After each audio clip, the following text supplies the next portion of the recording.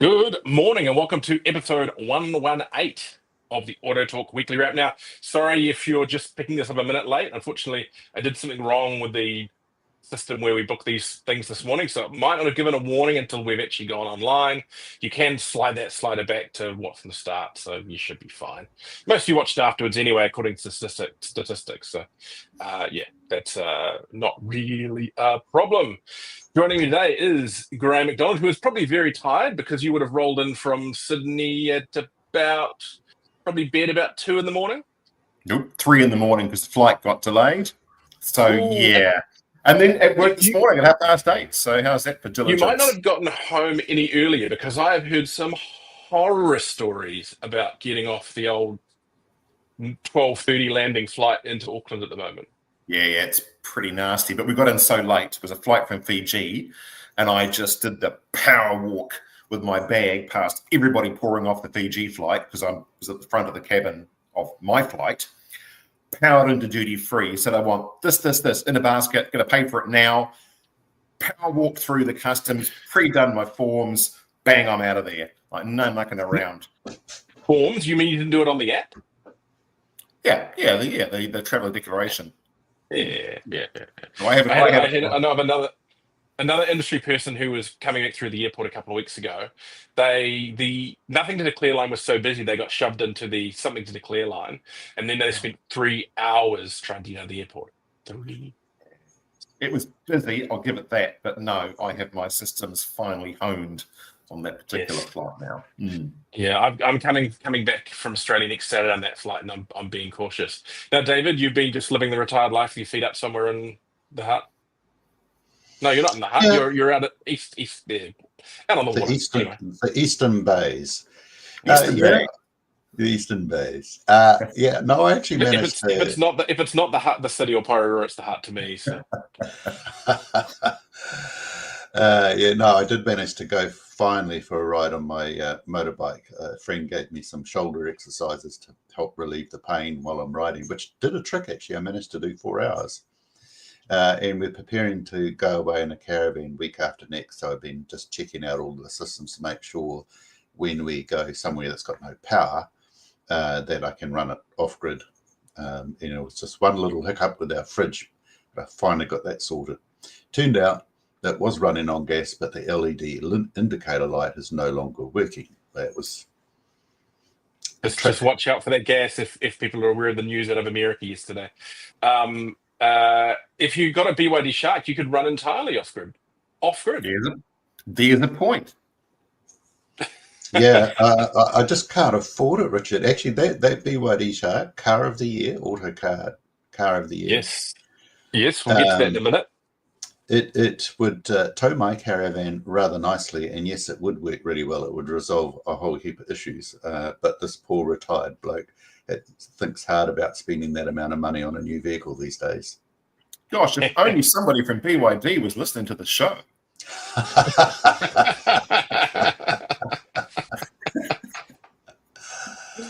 If only, yes. I haven't even really had a chance to spend much time with the production model yet, so let's not get too excited about them. But no, they are very cool, and we'll touch on that soon. Let's just cut into the news because I don't want to be here all day today. We've actually had a good run of not going more than like an hour. And I'm going to see if this works properly. Yes, the Prime Minister has opened the doors of Lexus's new East Auckland dealership. They've been having a few new dealerships like the old Lexus brand. Prime Minister Christopher Luxon officially opened the Lexus of East Auckland dealership on February 23, alongside owner Rick Armstrong, Lexus New Zealand Vice President Andrew Davis, acting Chief Executive Tetsuya Ishikawa, and Armstrong's Chief Executive Troy Kennedy. No confirmation yet as to whether Luxon obfuscated for 3 minutes before not properly opening the door. If you... If you've watched any news in the last few days, you'll understand what I'm talking about there. Australia on that one. Hadn't that news made it to Australia? The dealership will welcome customers from March 1, located in Armstrong's Automotive Precinct on Tarakau Drive, Botany. It's the first Lexus dealership to join Armstrong's group. It is poised to play a key role in further expanding the brand and experience in New Zealand. Lexus of East Auckland's newly appointed Chief Executive Justin Purkis brings a wealth of automotive experience to the dealership. Armstrong says his leadership will ensure the continued growth and success of the brand in the region, providing exceptional customer service and world-class experience to every customer. There you are. And the photos as well. Richard, we've lost your sound. There we go. Am I back? Yeah, you're back now. It's all right. I finished it off for you. I said your last sentence for you. It's okay. Good to see another really nice, good-looking dealership out in East Auckland. That's obviously been a growth market for a number of brands over the last number of years. For those unfamiliar with you in West of Auckland's geography. And I would say that's probably a very smart move indeed by Lexus. That's a brand I imagine would have a fairly high uptake in that particular area and demographic. What you're suggesting is a high Asian demographic, Graham. I did not say that. That's fine. We can look at demographics. You can infer whatever you like. Absolutely. And there is. If you look at and it's probably ironic in a way that Christopher Luxon opened it, given that he is the MP for Botany. Yes. I think they'll do just nicely. Thank you very much out there. Yes. Well, is he the MP for Botany, or is he like going to be there? If you ask him that question, will he be like, well, I have great interest in the Botany area and its surrounds. I do spend some time in that area. It does meet my expectations. You have to watch the interview afterwards. It's hilarious. I was going to say, but no. Hey, look, well done, Lexus. It looks really good. It looks really smart, and it just goes to show we've had a lot of stories recently about new sites or sites that are being upgraded themselves, and it is obviously always good to see that there is continued enthusiasm for enhancement of brands throughout New Zealand. It's not just a case of new brands coming to the market, but the existing ones are lifting their game on an ever increasing basis. It's good to see.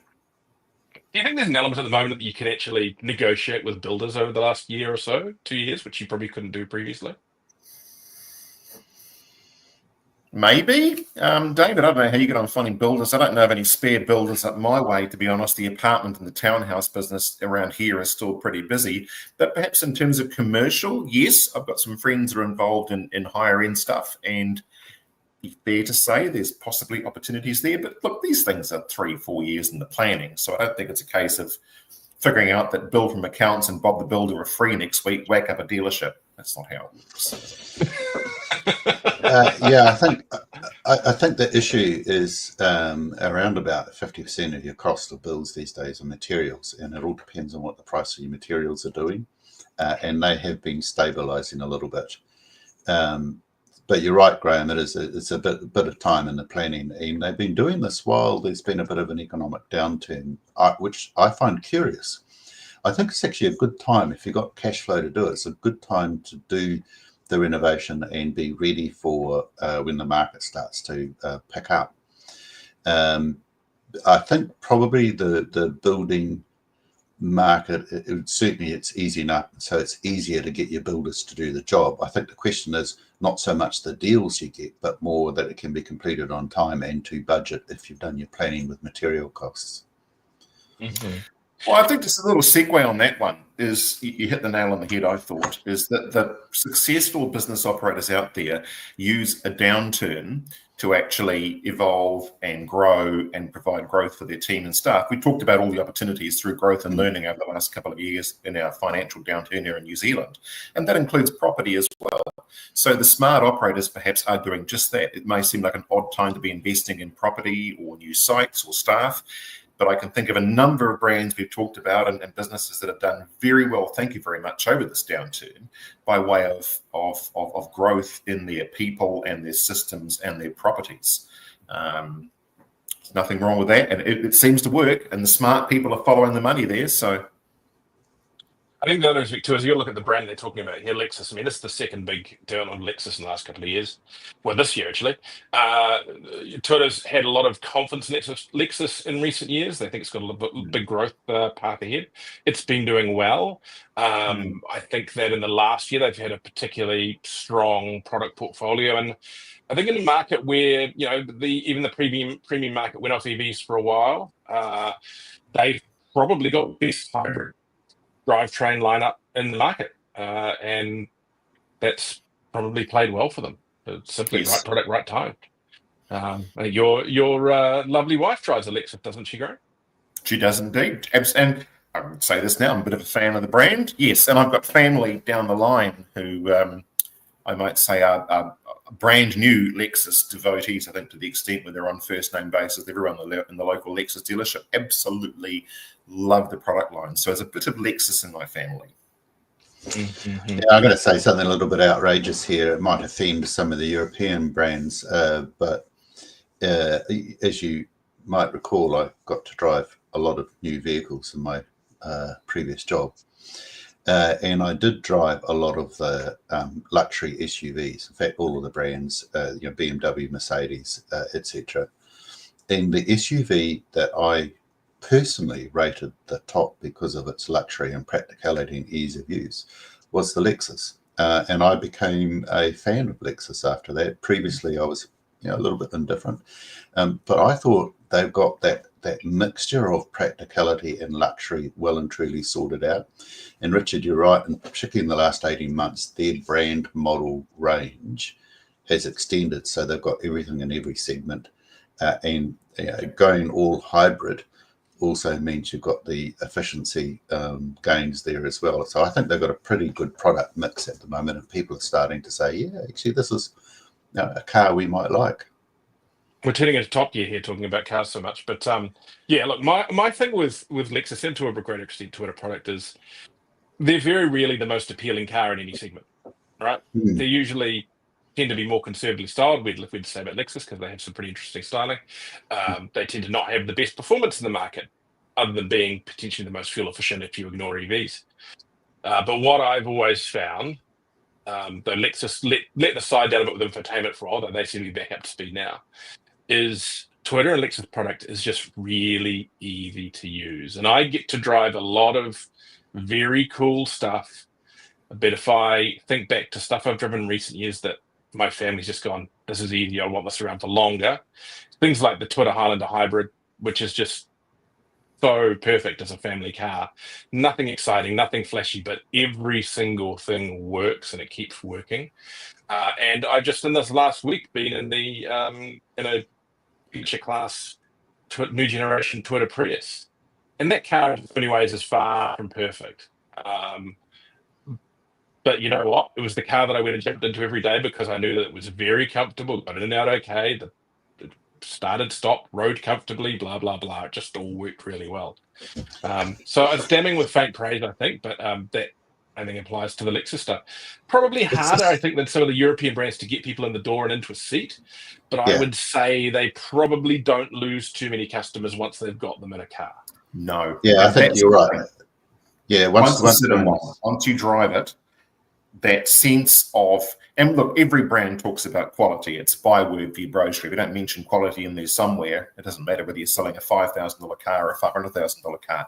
However, what the Lexus product appears to give is not just the word quality, but when you sit in the car, you get the sense that somebody meticulous has put that together for you. It just has that sense that at every step, someone who is smarter than you poured over every last little inch of it to make sure that before you got it, it was right. And from a consumer's perspective, I mean, people look at things in a different way than we do. We're industry people. We look at things in a funny way. Regular consumers look at things a little bit differently. And I suspect if they sit in the car and it feels like it's going to go forever and everything's made out of bulletproof anium, then that's a win when it comes to the salesperson's order book. Yeah, I think you're right. There's only one other car I would rate. Sorry, go Devin. Yeah, it's sitting in the car. I think that made the difference, and it made the difference for me. I think the phrase that I would use is the sum of the parts together really work well, because nothing, you're right, Richard, nothing stands out per se compared to some of the competition. But once you're in the car, the sum of the parts work really well. Yeah. The only other vehicle that stood out to me recently like that is another Japanese car, and that's the Nissan Ariya. The Nissan Ariya is logically flawed as an electric vehicle, but you jump into it, and if you ignore the efficiency, as opposed to the Lexus, and it is, you can tell it's been really nicely crafted for what is arguably a mainstream vehicle. You could slap a Lexus badge on the interior and no one would know the difference, and everything falls to hand, everything works, even to the point where they got some double controls and stuff. So yeah, it's a very much a Japanese craft. I think that few other companies seem to manage to nail that kind of stuff. So yeah. Anyway, we've spent 15 minutes talking about a dealership opening, which is good. Congrats. Congrats on that, Armstrong. Yay! We're going to talk about another Toyota dealership. Miles Toyota has won the Supreme Award at the Toyota Business Excellence Awards. Christchurch Fashion Miles Toyota won the Supreme Award at the 2024 Toyota and Lexus Business Excellence Awards, recently held in Wellington. Miles Toyota also won the Used Vehicle Excellence Award and the Finance and Insurance Excellence Awards, capping off an exceptional year for Chief Executive Mark Mills and the team at their City and Ireland stores. Of course, that award goes every year to the top Toyota store. Lexus North Shore won the Lexus Supreme Award for the second year running. Again, same reward, but for Lexus dealerships. Finishing 24 as the second top selling brand in the luxury market, and left us all feeling incredibly proud of our Lexus dealerships. Lexus New Zealand Vice President Andrew Davis says. I should note that the luxury market's bounced around a few times in recent years, depending on whether they consider Toyota luxury or not. So, sorry, not Toyota, Tesla luxury or not. But so I think it's BMW this year, and then Lexus. So yeah, a lot of love going on for Lexus this week in AutoTalk. Yeah, must be press release Monday. No, I just wanted to start the show today with a couple of good news stories. That's all. There's other good news stories too, and I've got a friend of mine, I won't dob in, who works at or may not work at Miles Toyota, and he has pointed out to me on a number of occasions it's a really good place to work. He loves what he does. He loves the people he works with. He said it's a really good place to work. So those of that, friends talk about these sort of things in those sort of terms. It's a good sign indeed. Yeah. Now, we touched on the story earlier on, so we won't go on for it too long. But, of course, Autocar's part of our group. BYD Shark Ute has won the New Zealand Autocar Car of the Year. Was judged the Ute class winner as well. To get the overall prize. So really, really well-deserved award there. The class award winners were the Porsche Macan for Premium, the MGHS for Value, the Hyundai 5N for Performance, the Hyundai Santa Fe for Family, Kia EV5 for EV, and the Triumph Speed 400 for Bike. I want to pull out one car there, and that's the MGHS. And, look, Graham, I know you might not necessarily be the fan of a car like this, but $36,990 for a family size SUV with a 5-star ANCAP safety rating and a decent amount of fruit on board. Isn't it nuts, the value we're seeing at the moment? Mm-hmm. Yep. Can that go lower? I mean, there's the race right now. It seems to be not so much the cheapest in the market, but certainly it's a very competitive new car market out there. Can someone better that with a product of that same caliber and safety rating? Well, I guess the other crazy number floating around there at the moment is, I don't think things can go cheaper. I think we're bottoming out at the moment, personally. But the Great Wall Canon, the GWM now, Canon, they updated that this week, upgraded it to a 2.4-litre engine with like a serious power, 135 kilowatts and 480 newton meters of torque. So, not massively far behind the Ranger and the Hilux. 3.5-ton tow now. Sounds like safety systems are finally reasonably sorted. All the stuff on that. 43,490. Yeah, and the best part is, it's actually a good-looking truck. Yeah. No, I saw that, and it looks better with the new grille. It's in the used Ute market pricing, and I looked at it and thought, well, if I was to replace my Ute, that's a Ute I could afford. Yeah. I think Yeah. also kudos to the BYD, to the Shark. You know, Richard, you and I drove a pre-release version to get a bit of a taste of it for Kiwi roads, and first of all, kudos that all the bits and pieces have been not just ironed out, but potentially made into a very, very good product indeed.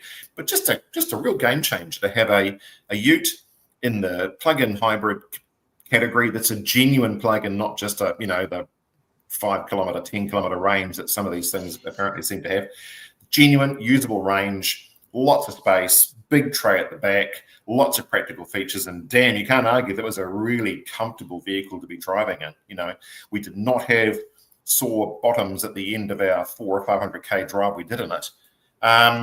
It's a no-brainer as to why it won. And I sometimes call some of these Car of the Year awards a little bit bullshit.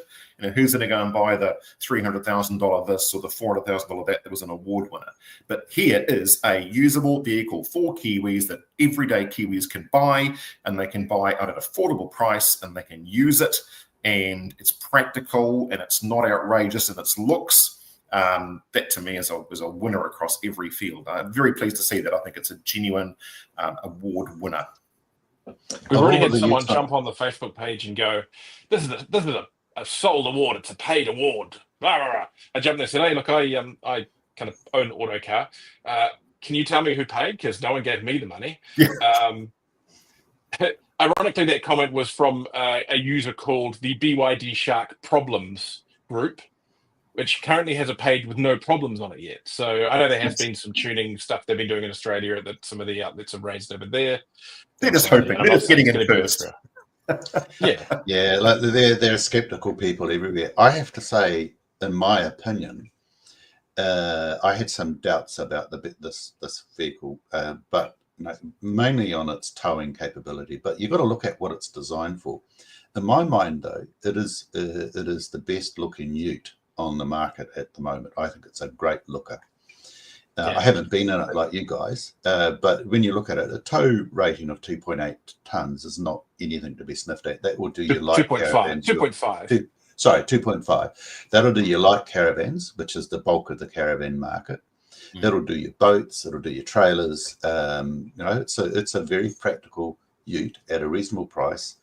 It reminded me of the range. Is it over 100 Ks on a charge?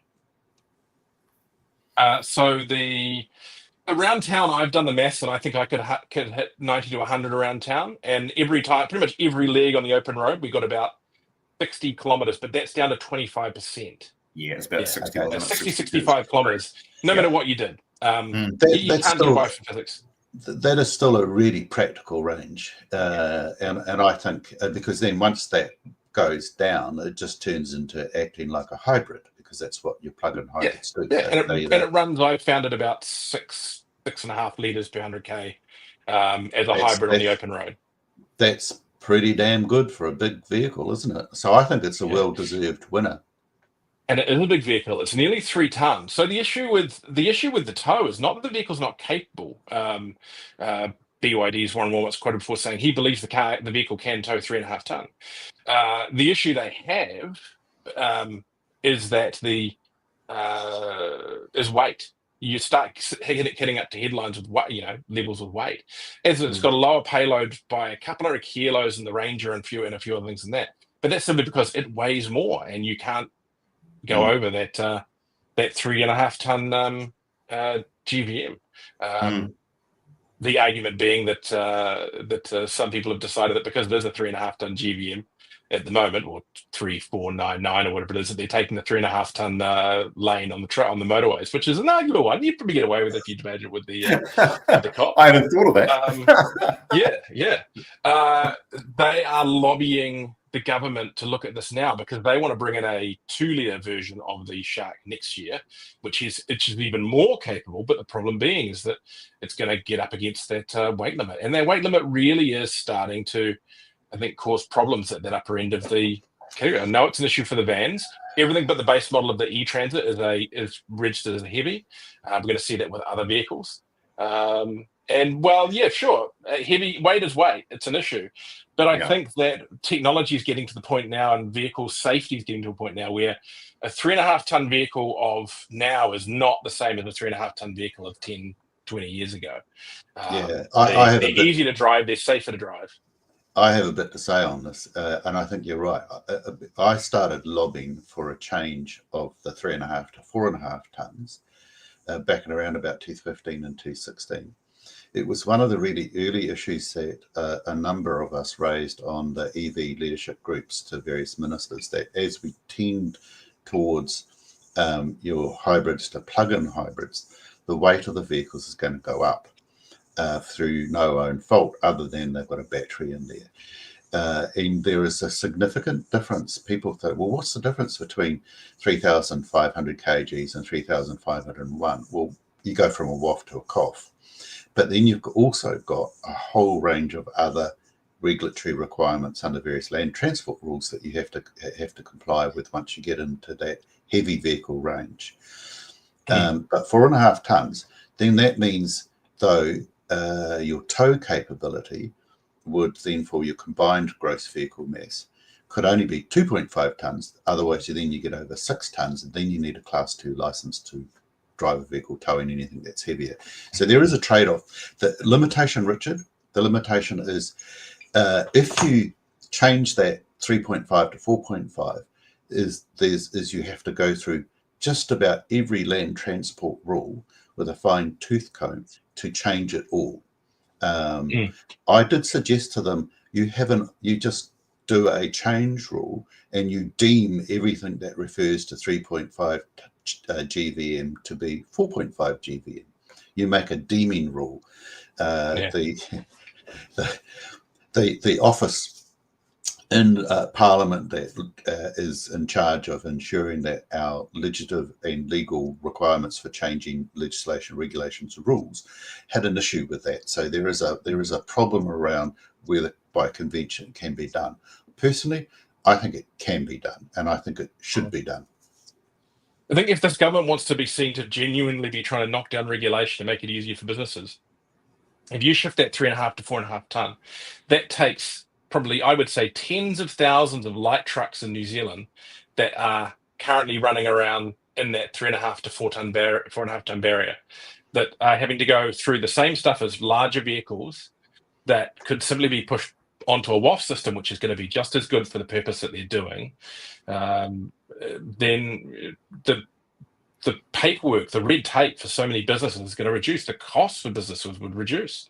I think it's just a smart move. And then you look at what we've got coming here. So the next cab off the rank in regards to these big PHEV utes that are coming is the Canon GWM Alpha. So their bigger ute that has a curb weight of about 2,800 kilos. So with a 3,495 kilogram gross vehicle mass, its payload's only 535 kg. For a vehicle that's way more capable than that. The payload would be fine as long as you don't tow anything that's extra heavy, because it's the combined vehicle mass of 6 tons that becomes a limiting factor. But yes. And this is New Zealand, and of course we're never going to tow things that we shouldn't tow. I think there's two aspects to that. I think a lot of people, there is the odd Couldn't thing possibly of that, but I comment also think that I think a lot of people think that they have a big boat that needs to that they need a big thing for. But I was chatting to a guy the other day. He was asking about the shark, and he said he had like this big flash sounding boat, but he said it only weighs 1,800 kilos. And I'm like, okay. So why does everyone seem to think they need a 3.5 ton tow capability to pull their run up out? I don't know. They don't. Anyway. It's and the other thing is, I mean, my caravan's got a GVM of 2.4 tons. So then I have to have electronic brakes on it, and that's fine. I mean, that's your problem with your towing is that once you get over that 2 ton towing, is your braking capability, your hydraulic brakes, and we understand why. Yeah. So, but you just put electronic brakes on. It's not expensive. It's a little bit more, but you know, in the overall cost of what you're paying for the item that you're towing, it's a very small margin, and you can maintain your safety. So I think our historic level between what's traditionally been thought of as a light vehicle versus a heavy vehicle is historic. It needs to be addressed, and I think it needs to be changed. And I think a lot of people would agree with me. And I certainly know that probably most distributors that are playing in this space also agree. Well, Mr. Transport Minister, if you're wanting an easy win early in your tenure, other than changing the warrant of fitness status of classic cars, this is the one. Come on, This Bill. was the one. Come on, Bill. Yep. Yep. Right. Send him a text message, Graham. I'll wait. December quarter auto sales up year on year to 3.5 billion. Motor vehicle and part sales edged up slightly year on year in December 2024 quarter, recording 3.5 billion compared with 3.46 billion in the December 2023 quarter.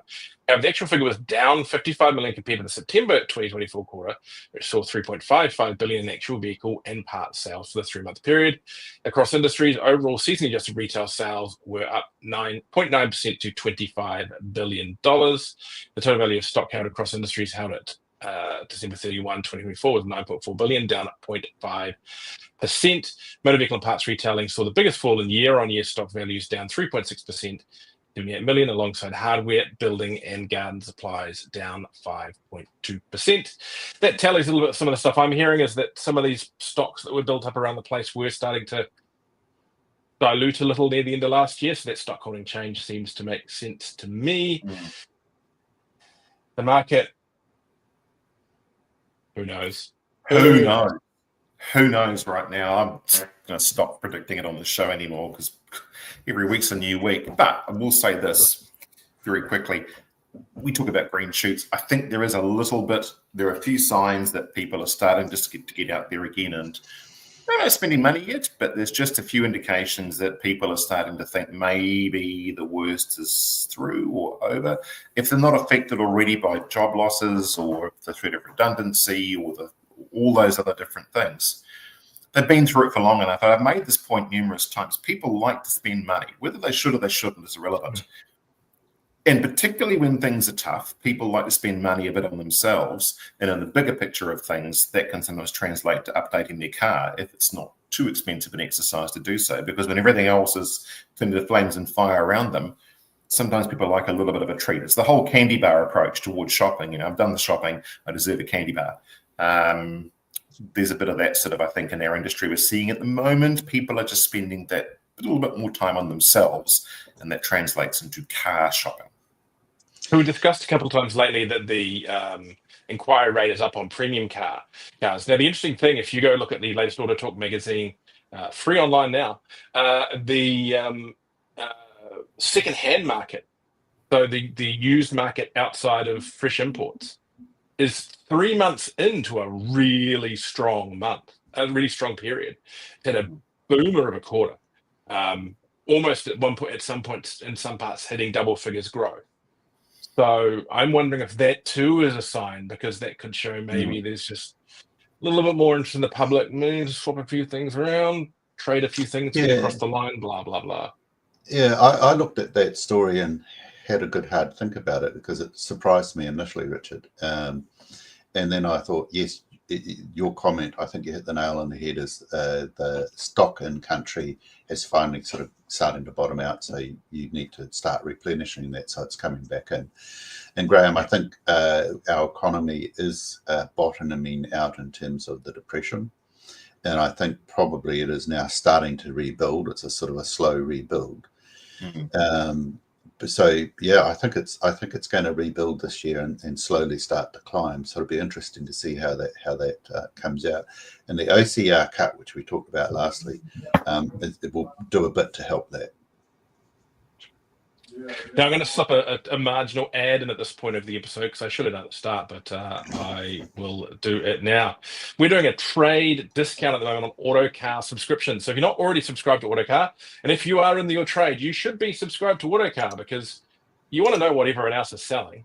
Let's face it. And the guys at Autocar, they are the best in the market analyzing new vehicles and seeing if they're any good or if they're a bit of junk. They're honest and independent, etc., etc. You can go to autocar.co.nz at the moment, click the subscribe link, and if you use the code word AutoTalk at checkout, you'll get 15% off, basically knocking the GST off that, though you still get to claim the GST. So yeah, go to that. That's AutoTalk at Autocar. That's confusing. So redo it again. AutoCard.co.nz and subscribe. And then the code word, the discount code at checkout is AutoTalk.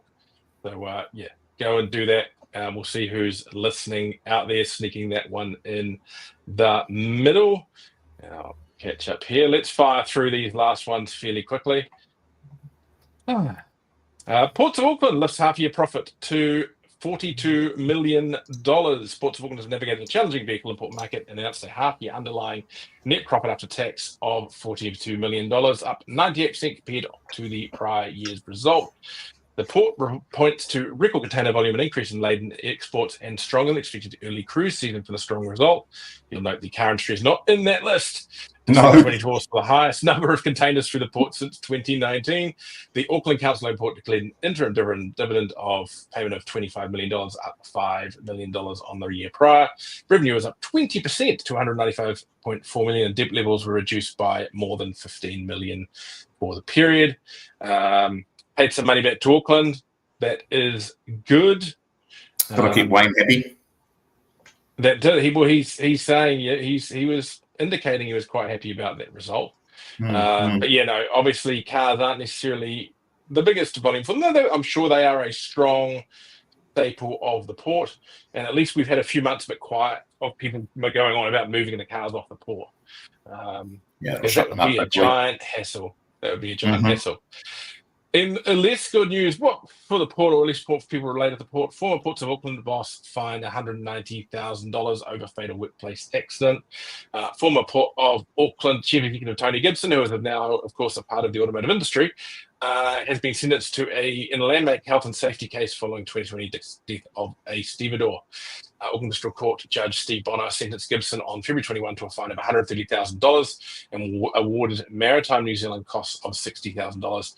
Follows Gibson being found guilty under the Health and Safety at Work Act 2015 by Judge Bonner in an Auckland District Court decision on November 27.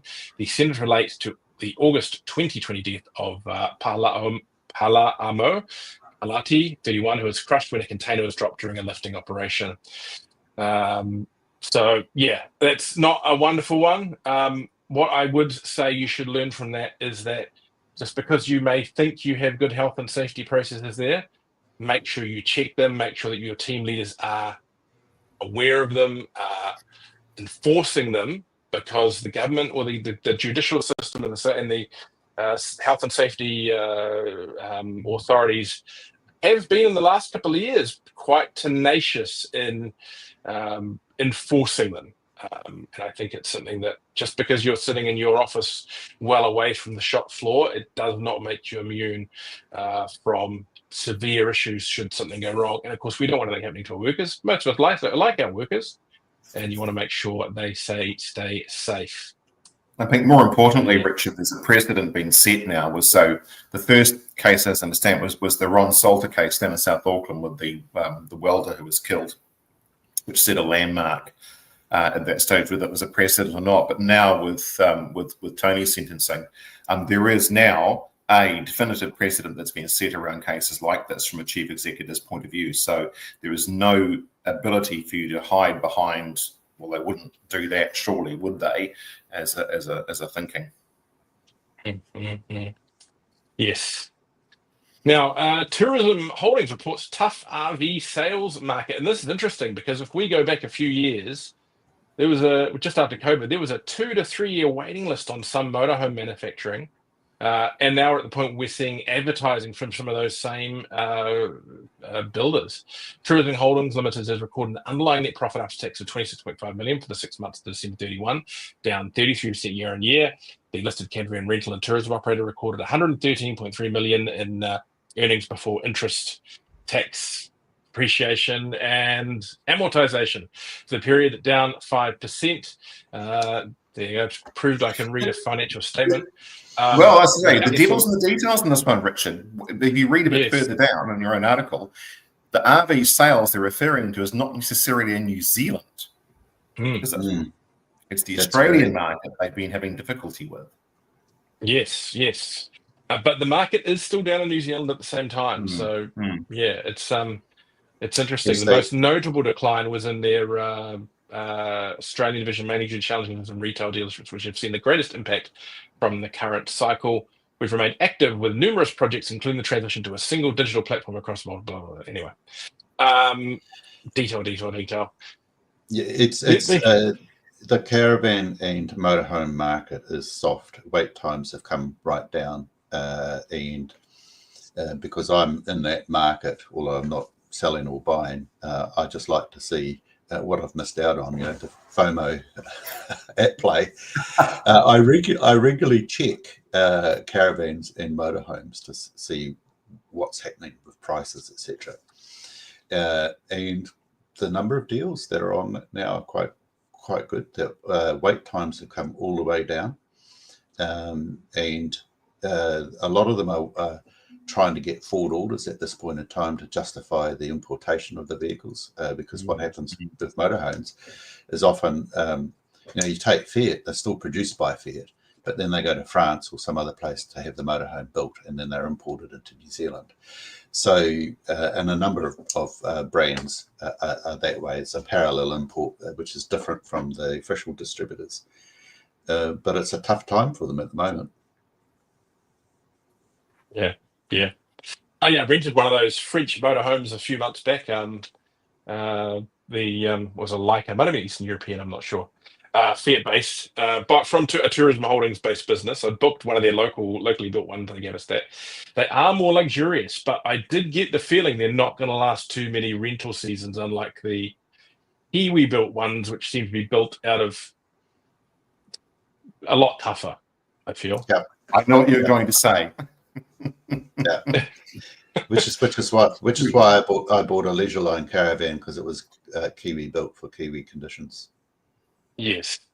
I on smooth roads, the Fiat was probably road nice, was nicer to drive. But the second you got anything remotely corrugated or slightly less than perfect, like most of New Zealand's highways at the moment, I was sitting there wishing of a nice THL Mercedes. Yeah. Can I share a small little story about how that can go horribly wrong? Many years ago, for my parents, I was living in America at the time. I rented a Cruise America. Anyone who's traveled in America would know that company. They're global. A Cruise America motorhome based on a Ford Econoline, I think it was. Fully set up, great vehicle, but it also had that little bit of feel of we sort of put this together on, Fridays and Mondays, but the rest of the week we're just absent. And I took a shortcut through the Navajo reservation somewhere north of Kayenta in the state of Arizona to head my way down to Arizona. And the road turned a bit rutty, corrugated dirt. And with an almighty bang, the entire kitchenette, cabinets, overhead lockers, everything from the ovens at the top to the fridge at the bottom, the whole thing fell down and over. It was the end of our motorhome. It bit like a demolition derby. It actually self-collapsed in the middle of all these corrugations. And we had to limp back to Phoenix, I think it was. And then it was motels from there on in, because the bed, everything was unusable. This thing actually literally just collapsed from within itself. The whole right-hand side just down, over, collapse. That was it. And I'm guessing there was a giant section on the paperwork saying, do not drive on unsurfaced roads. We were very well insured, Richard. Very well insured. And you've been with me in rental cars. Graham and I always take the full insurance. It's every box.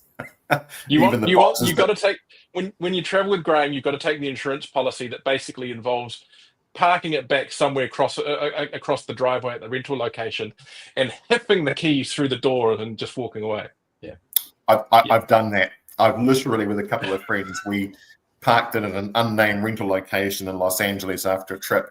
We got our bags out and we just ran as fast as we could and just hoped that it never, and it was fully insured. Of course, there wasn't a problem, but I just didn't want to be the guy that returned that car.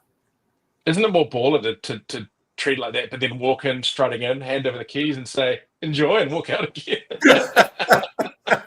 They do that in the movies. I did have a vehicle after my 2018. I'm on camera. They actually said to me, I think that's the end of this vehicle's rental life. I don't think My they're going to read daughter's that one. my daughter is off sick from school today with a cold. My 5-year-old daughter. She's just delivered me a bag of macaroni, which I think suggests that she wants some macaroni cheese, but we'll deal with that at a later Mac date. and cheese, Dad. Mac and cheese. Oh, yeah. She loves it I'm so much. hungry, Dad. I'm I hungry. pre-make it and put it in snap-lock bags in the freezer.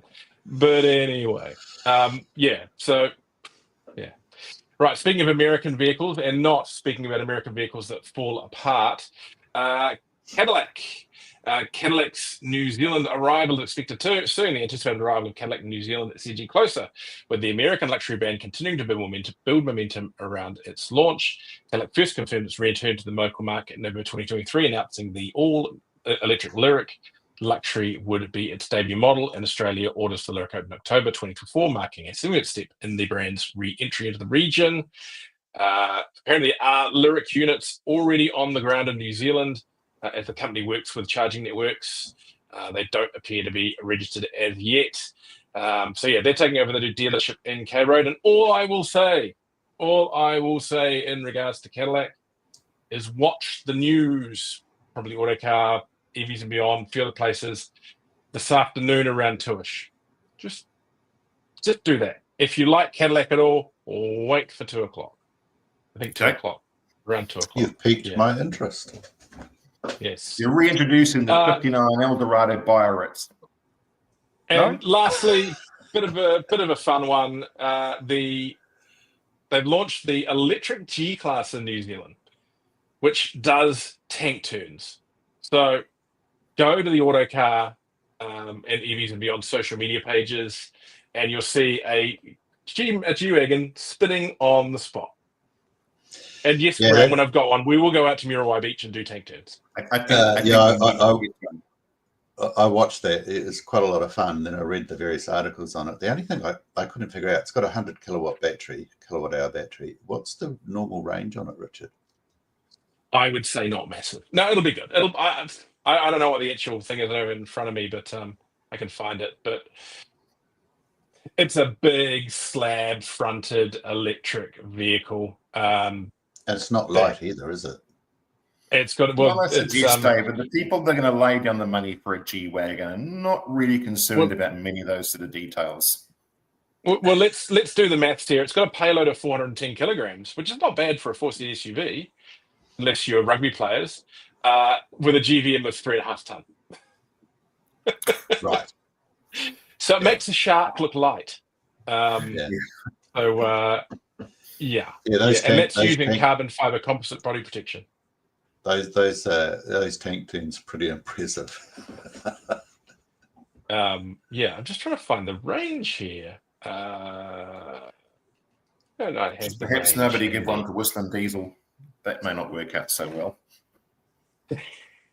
He likes the G-Wagon, so doesn't he? He does. I don't know if anyone here is in watching our little world here is a fan of Whistling Diesel on YouTube, because I think he's pretty much managed to piss off every single sector of the motor industry.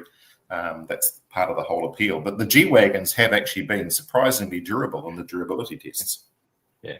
It's 450 kilometers WLTP. It's a 116 kilowatt hour battery, which is pretty modest range for such a large battery.